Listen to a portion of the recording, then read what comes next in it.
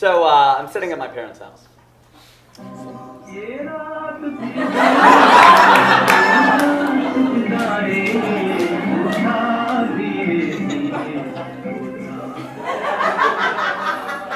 There's something about going home that makes you face yourself. I don't know if it's looking at your parents, seeing the mirror that you grew up with as a kid, seeing Tupperware containers. I don't know what it was. It was really just yogurt, empty yogurt jars. That never have yogurt in them, right? Never have yogurt in them. It's like a gangster with a violin case. It's a gun. You don't know what's going on. I'm sitting there with my parents, and I was finally forced to face it. Like, is this what their firstborn child had become? In the 1970s, when my parents got together, the rule of the day was arranged marriage. It was all the rage back then. And that was really the only way Indians got married. And arranged marriage is kind of a spectrum, but suffice it to say that two families got together, one had a son, one had a daughter, and they put them together, and oftentimes the bride and groom wouldn't even meet until the wedding day, and that's the way it would work. And arranged marriage has always been extremely fascinating to me as a concept, because you marry somebody you don't know and you start a family.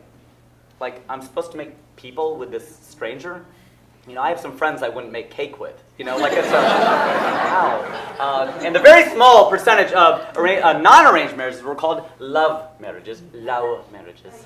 Love marriages. And my parents had a love marriage back in 1972. It was kind of an arranged marriage as well, because my dad arranged to become a completely different person after they got married. But the weird thing is that was very ironic, because my dad used to be quite the bohemian. They actually eloped. My parents eloped, which I love, because it's the only thing I can think of that's both romantic and cheap. But my dad actually, when he was dating my mom, my mom was sitting for her exams in India, as they say, and my dad dressed up as a proctor and slipped her a love note during the exam. My dad had some serious game. That was pretty amazing. But the thing is, my parents, as progressive as they are, and they kind of dated, but they don't really understand dating on a gut level like my generation does, right? I mean, you know that movie preview guy, if he came on right now and he was like, in a world with no dating. That's most of the planet, right? That's the eastern half of Earth where most people live. Dating is a very westernized concept. I mean, I actually think we might be better off if there were no dating. I mean, think about it. It may just be easier to get along. It's kind of like recently where Google decided your inbox is now divided into 3 primary social promotions. I woke up one day and all of a sudden I was in this new relationship with my inbox. Apparently you can switch it back, but I kind of like an arranged inbox, so don't tell my parents. And so that's the way it was. My parents didn't really understand dating, and that's the thing, because in India, dating is not a very common thing. I mean, maybe your friend in New Delhi or Bombay dates, but he or she lives in a city. Like 80% of Indians live in the villages where there is no dating, and dating is certainly not universal even in the big cities. So mostly boys and girls, guys and girls, hang out in groups, but if they're doing the one-on-one thing, that's really serious. So my parents did not understand my friend zone problem at all, because I hung out with girls one-on-one all the time. I would bring them home. They met Shivani, and they were like, oh, my dad was like, what about Shivani? And I'm like, well, I mean, Shivani, yeah, she tells me she has the blast when she's with me, and she tells me that I'm cute and smart and funny and nice, and that I'll be a wonderful father someday, but it's not like she likes me. And that makes sense to our generation. They didn't get that at all. They didn't get that at all. They didn't understand. So that made no sense to them whatsoever with Shivani, but they really want me to be with an Indian girl. And, dude, I get it. But then, why did you leave India? Right? I mean, you left the most target-rich environment to find Indians. I mean, and you moved to Ohio?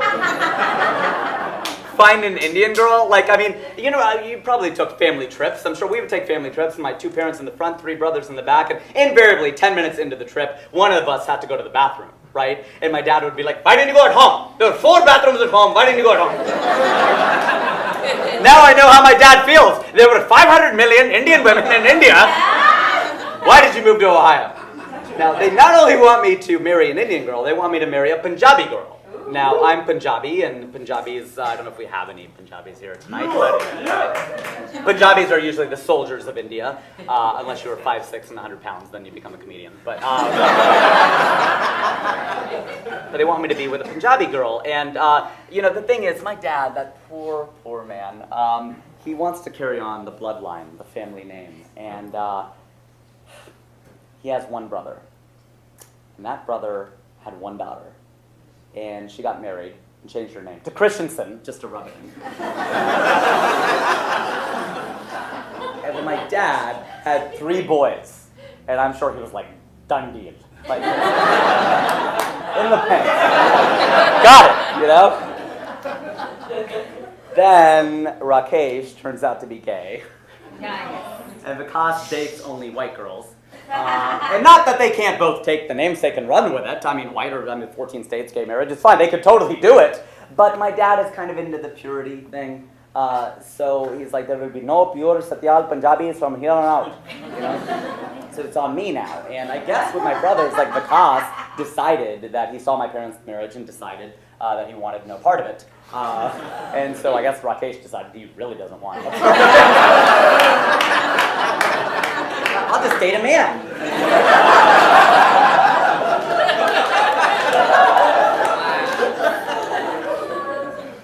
So it's on me to carry on the Satyals. And I figured out a loophole, though. I don't need to get married and have kids. I can just get super famous, and then Satyal will live on forever. Right now, that seems more likely. I mean, 2 sold-out shows. Come on.